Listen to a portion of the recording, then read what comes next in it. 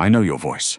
He said it from the end of the aisle, low, certain, like a man identifying a fingerprint. I dropped the book I was shelving. It hit the floor like a gunshot. "For 2 years," he said, stepping closer, "I fell asleep to it every night. In a cell I couldn't breathe, because I knew who he was. Everyone knew who he was. Cha Tae-o, the Mafia boss they said would never get out, and he had just gotten out. "You're not what I pictured," he said. "Here it comes," I thought, the disappointment. The moment he sees the real me. No, his dark eyes moved over me, slow, hungry. "You're better." For 2 years he loved a voice. He never knew the face. He never knew my name. And now the most dangerous man in the city was 3 feet away. And the only thing I was afraid of wasn't the gun. It was his eyes. Stay to the very end, because the man who put him away is still out there. And he knows about me now, too. Before we begin, if this story pulls you in, leave a like, and drop the city you're watching from in the comments. Subscribe so you don't miss what happens next. Now, let's go back 2 years. People never remembered my face. They remembered my voice. I'd made peace with that a long time ago. I was the girl you talked to on the phone, and pictured as someone else. Warm Honey, a man once called it before he saw me and stopped calling, so I found the quietest job in the world. I recorded audiobooks, not the famous kind. The kind nobody sees. I read for a prison literacy program, books for inmates who couldn't read or couldn't see or just needed a voice in a place with none. I never met them. I never learned their names. I just read into a microphone in a little padded booth, alone at night. It was the one place I felt safe. In the dark behind a voice, I could be anyone. I never once imagined that on the other side of that voice, a monster was listening. The coordinator told me about him in the 2nd month. "You've got a regular," she said. "Inmate up north. Requests your recordings. Only yours. Won't take anyone else's. Is that allowed? It's a literacy program, Hannah, not a dating app. He likes how you read. That's all." I asked what he was in for. She gave me a look. "You don't want to know," she said. "Just read." So I read. And I'll admit something. Knowing one person was really listening, one person out there in the dark, waiting for my voice, it changed how I read. I stopped performing. I started talking to him, whoever he was. I read him Gatsby. I read him Dostoevsky. When the books ran out 1 week, I read him the weather and the recipe on the back of a soup can, and I laughed at myself doing it. I didn't know I was falling for a stranger. I didn't know he was falling harder. Here's what I didn't know. Here's what was happening 200 miles away. Cha Tae-o was the most feared man in the city. Then someone in his own family put him in a cage, framed. 20 years, they said. He went in with nothing but rage. Rage keeps you alive for about a month. After that, the silence starts to eat you. The concrete, the buzzing lights, the particular loneliness of a powerful man learning he is powerless. And then, one night, a guard slid a cheap cassette player through the bars. Prison literacy. A woman's voice. Warm Honey. Tae-o did not sleep for the first 2 nights of his sentence. On the 3rd night, he fell asleep to a stranger reading him The Great Gatsby. And for the first time since the door clanged shut, this didn't win. He requested her. Only her. Every night for 2 years, the most dangerous man in the country fell asleep to a voice he had never met, and swore in the dark that if he ever got out, he would find the woman it belonged to. I found out from the news. Everyone did. Cha Tae-o, conviction overturned, released. I dropped my phone. I didn't know why my hands were shaking. He was a stranger. He was nobody to me. Just a name on a request slip. Except that night, my coordinator called. Her voice was strange. "Hannah, you're regular. The one up north." A pause. "He got out today." "Okay," I said. "Good for him." "He came by the office this afternoon." Another pause, longer. "He asked for the name of the woman who does the recordings." The room tilted. "You didn't give it to him." Silence. "He wasn't really asking, Hannah," she whispered. "I'm so sorry. I did what any sane person does when a mafia boss learns your name. I packed a bag, underwear, toothbrush, 2 books, because I am an idiot. My hands wouldn't stop shaking. It wasn't the danger. I want to be honest about that. He'd never threatened me. 2 years of a stranger listening to me read, and not once had it felt like a threat. What terrified me was the moment he'd see me. I could picture it exactly. He'd built a woman in his head. 2 years of imagining the face that went with the voice. Something sharp, something beautiful.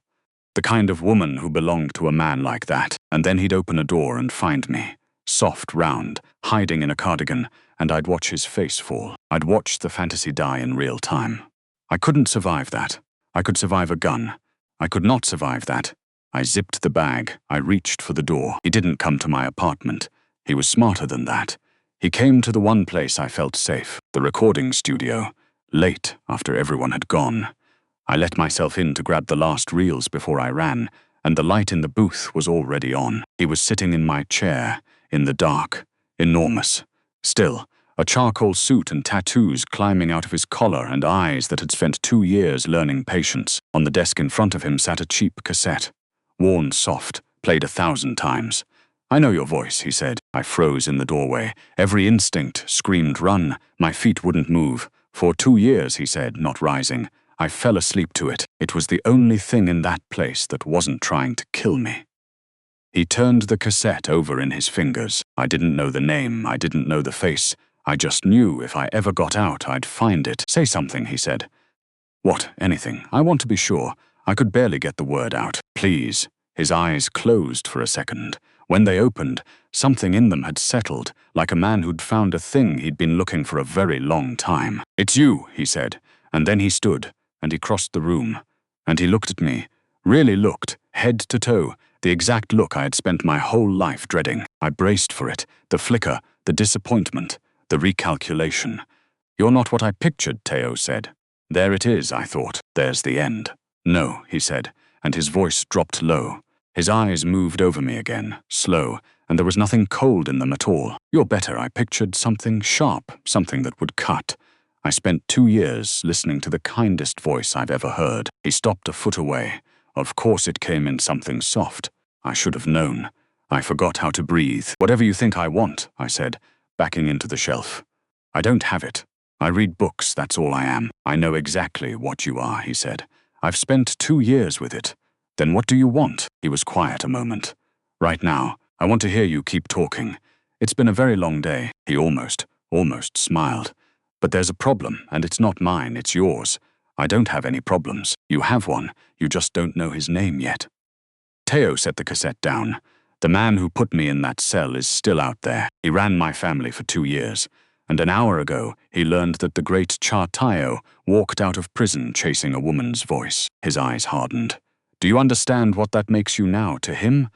I understood. I'd read enough books. "Leverage," I whispered. "Leverage," he agreed. "So, you can run and he'll have you by morning, or you can stand behind the one man in this city who would burn it down before he let anyone touch you." He held out his hand.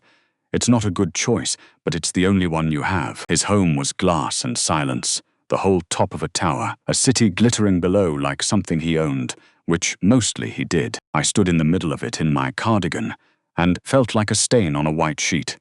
"You'll be safe here," he said. "No one gets to this floor without me." "And what am I supposed to do here?" "Whatever you want." He loosened his tie. "There's a library. It's the only room in this place I use." He glanced at me. "Read to me if you want, out loud, not a record." I've never had the real thing. I looked at him, this enormous, dangerous, gaunt man asking almost shyly to be read to. "You're lonely," I said. It just came out. He went still. "Yes," he said simply. It was the most honest thing anyone had said to me in years. That night, I read to him from a chair by the window. He sat across the room, eyes closed, and for the first time I got to watch my voice do its work on a face. The hard lines eased, the clenched jaw let go. He looked for a few pages, like a man who wasn't at war. "Why did you keep the same voice for 2 years?" I asked when I stopped. "You could have had any narrator, any book." He opened his eyes. "Because in a place designed to make you no one," he said. "You spoke to me like I was someone. You didn't know what I'd done. You didn't know what I was. You just read to me like I was worth reading to." He looked at the cassette he'd carried all the way home. "Do you know how long it had been since anyone talked to me like that?" I shook my head. "Since my mother," he said, "and she's been dead 30 years. And that was the moment I stopped being afraid of him, which was, it turned out, the most dangerous thing I could possibly have done. He kept giving me things: silk, cashmere, a closet that cost more than my life. I kept hiding in the cardigan. "Take it off," he said one morning, nodding at the shapeless grey thing I wore like armor. "It's cold." "It's not cold. You're hiding." He set down his coffee. You do it constantly. You fold in on yourself. You make yourself small. Why? I laughed. It came out ugly. Look at me, Tae-o. I make myself small because the world made it very clear there's too much of me. He went very still. Then he crossed the room. He didn't touch me.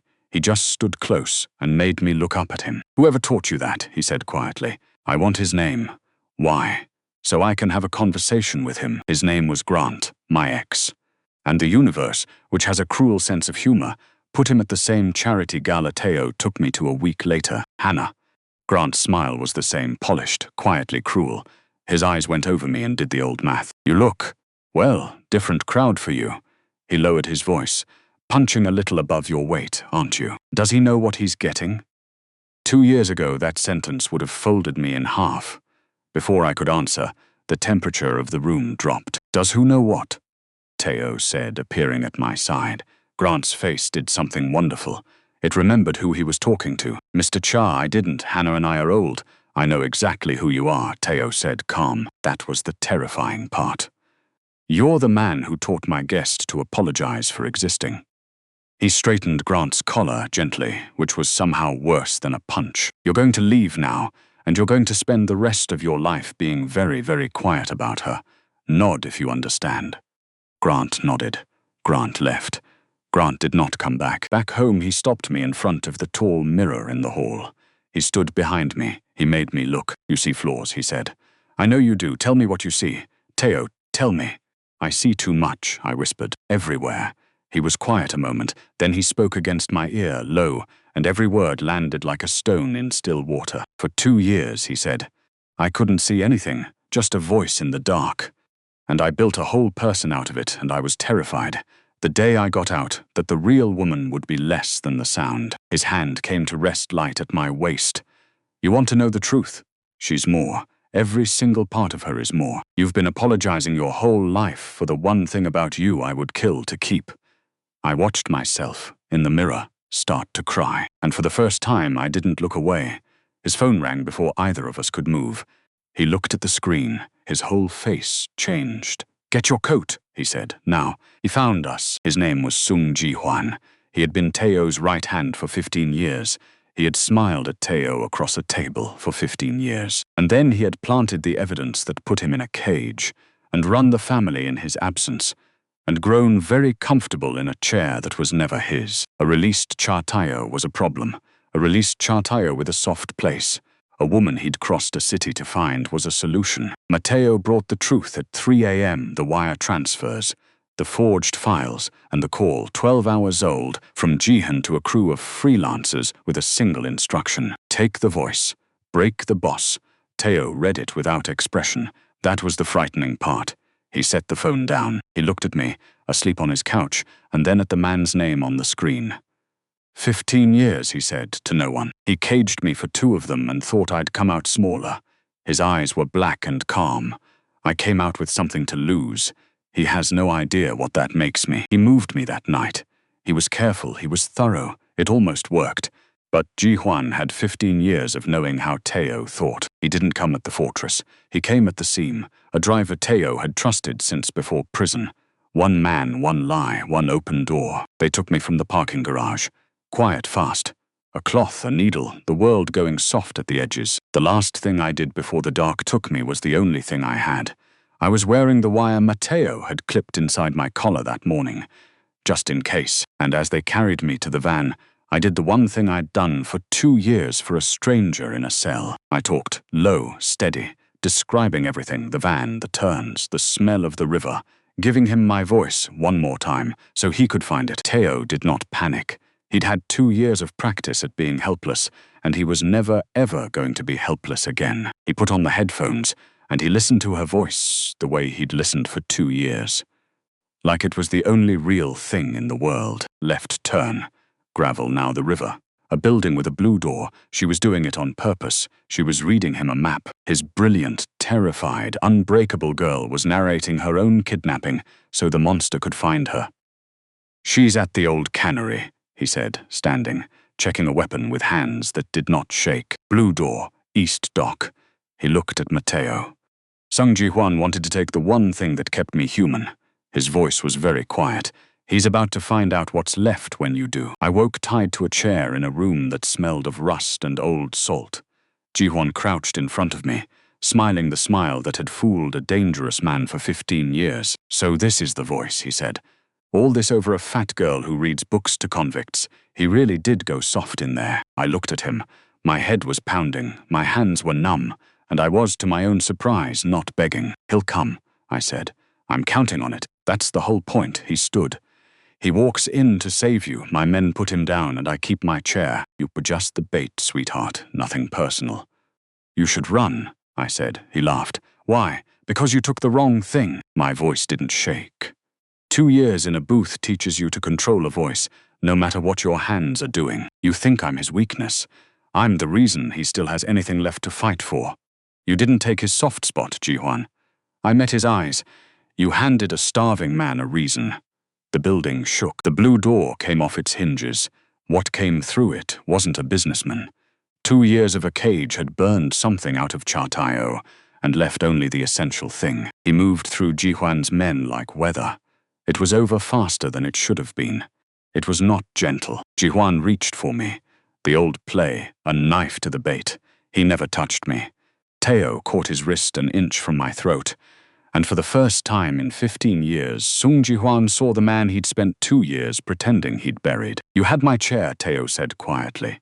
"You had my family. You could have just let me rot." His grip tightened. "But you reached for her.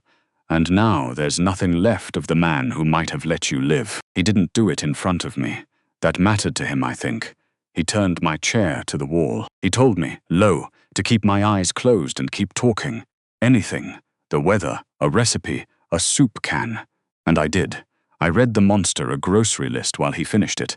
And when it was done, he was on his knees in front of me, cutting the ropes, his hands shaking at last, now that they were allowed to. He carried me out into the cold air by the river. He didn't put me down for a long time. "You narrated your own kidnapping," he finally said into my hair. His voice wasn't steady. "You gave me a map with your voice while they carried you." "It's the only thing I know how to do," I said. "Give people my voice." He pulled back and looked at me. The look I'd feared my whole life, head to toe, and I finally understood. It wasn't the look of a man measuring what was wrong with me. It was the look of a man who couldn't believe what he'd been allowed to keep.